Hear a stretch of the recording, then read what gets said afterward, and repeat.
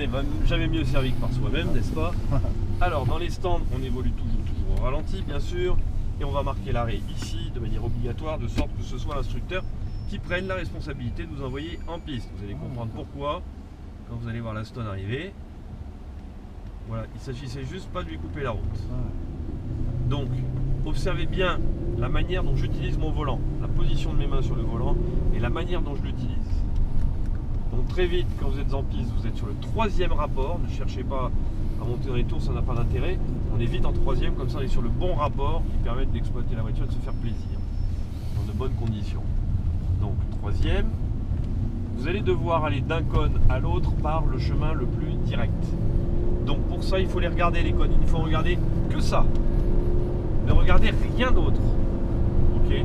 Soyez visuellement obsédés par la position des cônes sur le bord de piste, de sorte que vous alliez vraiment d'un cône à l'autre par le chemin le plus direct. Ok ? C'est la trajectoire la plus tendue, celle qui fait que le volant est le moins braqué possible tout au long d'un tour. Qui dit volant moins braqué dit plus de vitesse. Ok ?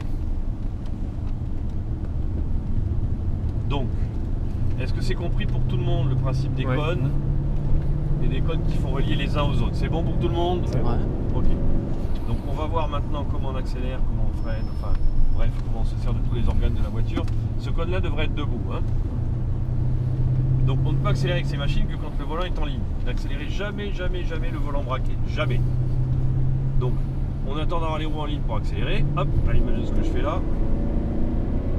Et on freine de la même manière au niveau des doubles cônes volant en ligne, de manière dégressive, on va en reparler jusqu'au moment où on braque. Ça veut dire ne déclenchez jamais votre freinage après les doubles cônes, jamais après.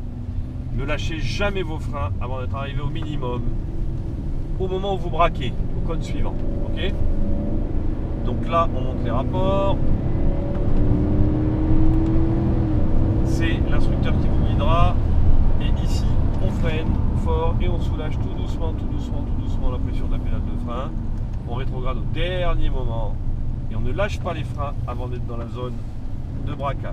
De nouveau les roues sont droites, on réaccélère, puis on freine de manière dégressive, on lâche les freins, on braque avec un filet de gaz. Filet de gaz égale vitesse constante tout au long du braquage du volant, peu importe qu'il soit braqué à gauche, à droite, beaucoup, pas beaucoup. C'est vitesse constante quand le volant est braqué. On accélère roue droite, on freine roue droite, on soulage, on garde du frein jusqu'au moment où on braque et on braque à vitesse constante. Avez-vous des questions? Allô, y a-t-il quelqu'un dans le cahier? On se concentre là. Bon. Donc là, le point de freinage, c'est toujours les cônes doubles. Toujours. Cône double. Cône double, on freine. Voilà. Et on garde les roues droites. Okay. Exactement. On accélère roue droite, on freine roue droite, on soulage.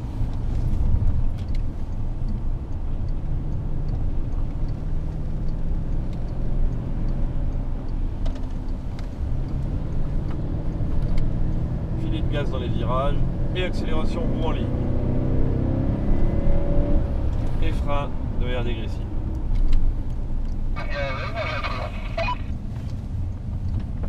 Ok, quand l'instructeur met les warnings, ça signifie que le stage est fini.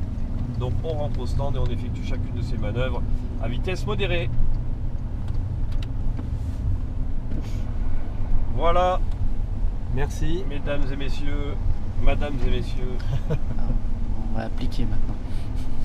Alors je vais vous déposer là où il y a une cible. D'accord. Devant nous. Donc là c'est le repère de freinage. Target.